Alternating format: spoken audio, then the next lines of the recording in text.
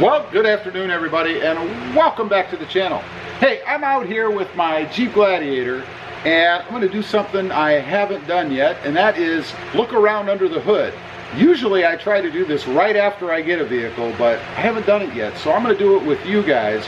We're just going to look, we're going to look at the things that you should check, and you should be able to check as an owner of a Jeep Gladiator. So, first of all, if you're not familiar, to open the hood, you simply pull the little clasp back, put a little pressure on the hood, and it will release like so. Of course, come over here and do the other side because, you know, you have to. Hard to do this with one hand. There we go. And then on my Jeep, I have struts. So all I have to do is push over the little release right under here. So just push it over to the driver's side. And on my case, I just push it up a little bit and let the hood go up. These are aftermarket hood struts that I had put on. Now, let's grab a light so we can actually see a little better under here.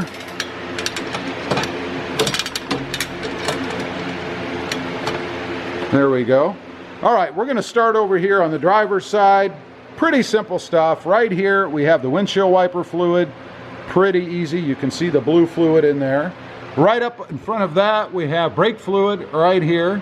And then next to that, we have the coolant overflow.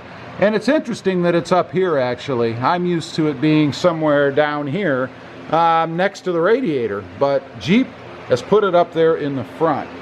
Now, moving on over, the oil filler is right here. That's where you fill the oil, not where you check it. And then one thing I want to point out, which is pretty darn cool, right there, right here, is the oil filter. So it is not below the truck, which makes it very easy to change. All you have to do is pull this cap off, and typically the filter will pull out with it, so it will be affixed, if you will, to the bottom of this cap.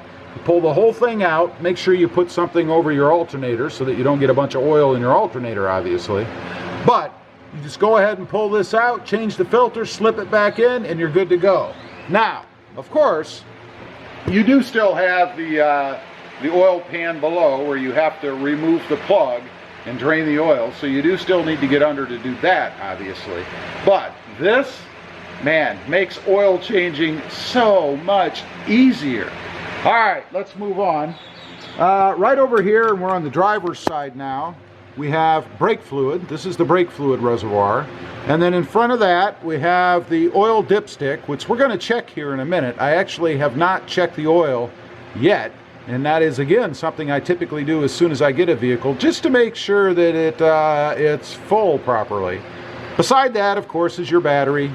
And then behind that is the fuse box or fuse panel. This is where all, or a lot anyway, of the fuses are located. And then lastly, up here in front, we have the air filter. Now, one thing I noticed here that I don't really care for is that you have to have a screwdriver to remove the cover so that you can change the air filter in here. They actually have 4 screws. One here, one down here, one in the back there, and one over there. Kind of a drag. I really wish that was set up in such a manner that you could take it off by hand.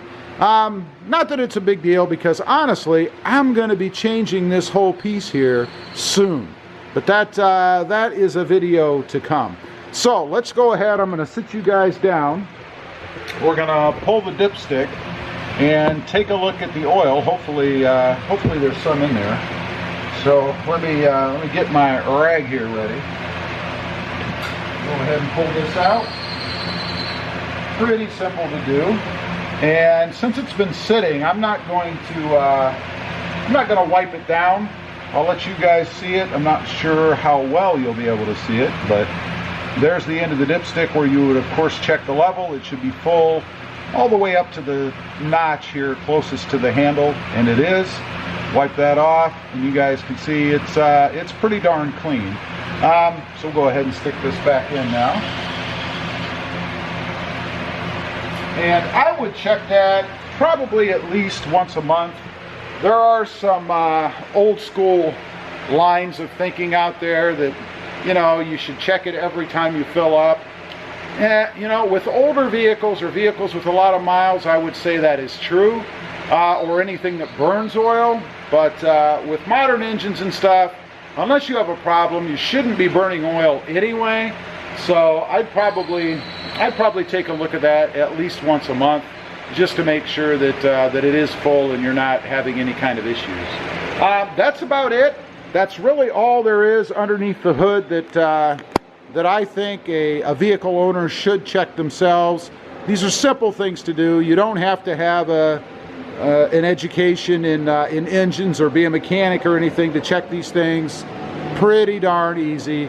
And that way you can also make sure that everything is up to speed and running correctly. And then when you do take it in, if you are going to take it in for service, you can at least point out things to the shop to check if you've noticed a problem yourself.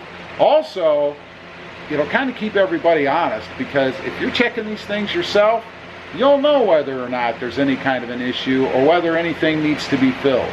Anyway, I kind of just wanted to point that stuff out for you guys. Like I said, I typically take a look at these things shortly after I get a vehicle anyway, just to make sure everything is full up in the way it's supposed to be.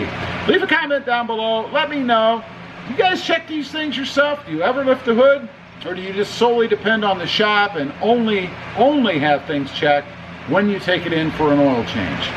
Thanks for watching. Also, if you haven't before and you're interested and you want to, check out my other channel, Rob Motive.